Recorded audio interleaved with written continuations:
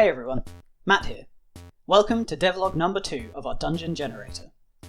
We still don't have a name for it, but I'm thinking something like Dungeoneer. Leave a comment below and let me know what you think.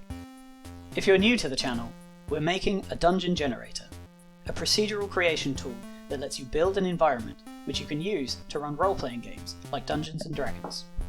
Or, if you're developing a video game, you can use it to quickly generate levels. The goal is to allow the user as much or as little control as they want.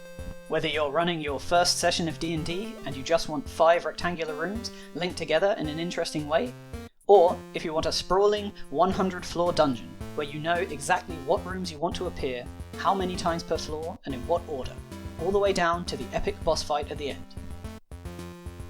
Definitely going to compress that recap for future videos, but for now, let's dive right into our second devlog, looking at how we added the elevation tool.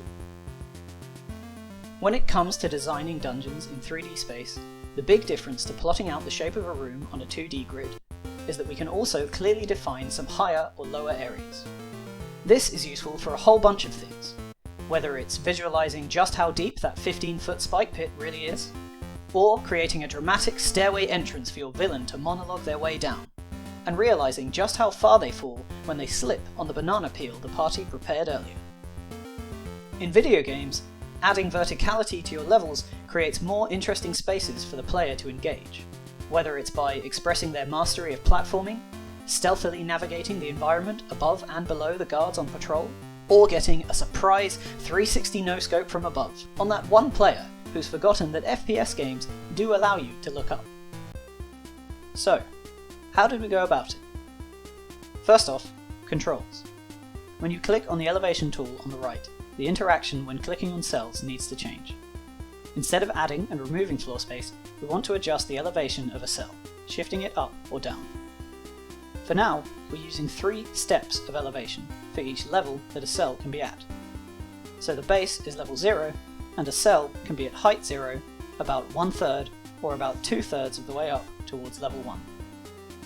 Just moving cells up and down sounds straightforward, but there are some things that we need to check. When raising a cell above a level for the first time, we need to shift the height of the ceiling to accommodate it. So, if you lift a cell between level 0 and level 1, the wall height needs to shift up to 2, so that a character standing on the platform doesn't bump their head. In the future, we'd like to allow more control over how the ceiling of a room is shaped, but for now, this will serve its purpose. Secondly, when lowering the last cell below a certain level, the ceiling height will need to drop.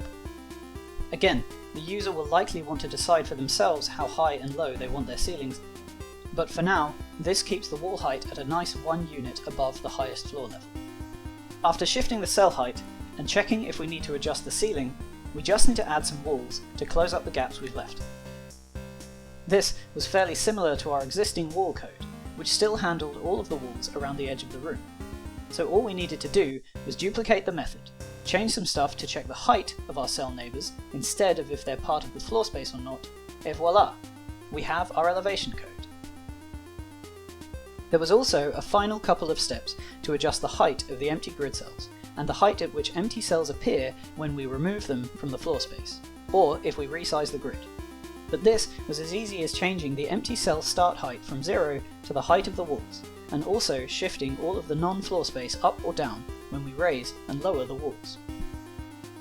So there you have it. Now we can happily design for all of our elevation needs when creating rooms.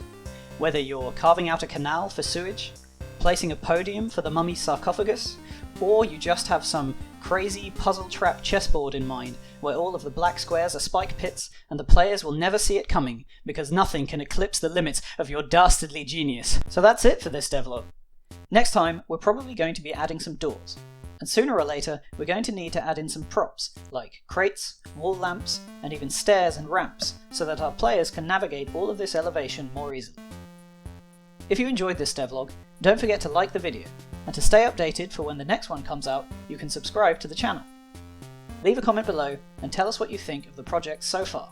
We'd love to hear from you. And as usual, links to our social media channels are in the description below. That's all for now. See you next time.